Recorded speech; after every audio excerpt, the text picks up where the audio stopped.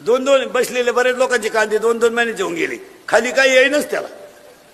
अहो हवामान नाही एवढेच कांदा आहे, आता नाही बा म्हणणार कोणी, पण एकच दिवस कांदा गेला बाप्पा, नाही एखादा दिवस गेला असं फार पेपरावाली मीडियावाली रेज झाली बा, कांद्याने वांदा केला. करू दे ना, होऊ दे ना कांदा. मी मागं म्हणलं होतं एकदा 6 महिन्यापूर्वी, कांदा 200 रुपये किलो होऊ दे, झालाच. आपले वाक्य खोटे नाही तर कधी.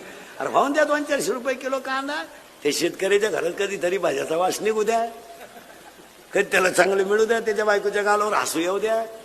शेतकऱ्याच्या पोरांना सुद्धा सांगतो, 10-12 गाया पाळल्या ना, दूध बीज चांगलं घालून बुलेट घ्यायची. असं दरिद्र एका हॉर्नची गाडी नाही घ्यायची कधी, डबल हॉर्न बसवायच्या गाडीला. अशी भाऊबंद पाहिले वाजी चाला दुधो घेतली येड्या.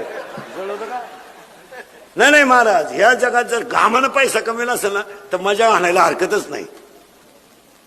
आणि शेतकऱ्याला ती वेळ यायलाच पाहिजे, कारण सगळे मजा आणतात, फक्त कोण आणत नाही. आता शेतीला साईड बिझनेस केला पाहिजे मला, गारी का, कुल्फी का, कोंबड्या पाळा, सायकल पंक्चर काढा, काही करा, पण शेतीला जर साईड बिझनेस असेल तरच शेतकरी तरेल. यावर आपलं मत काय? नोकरी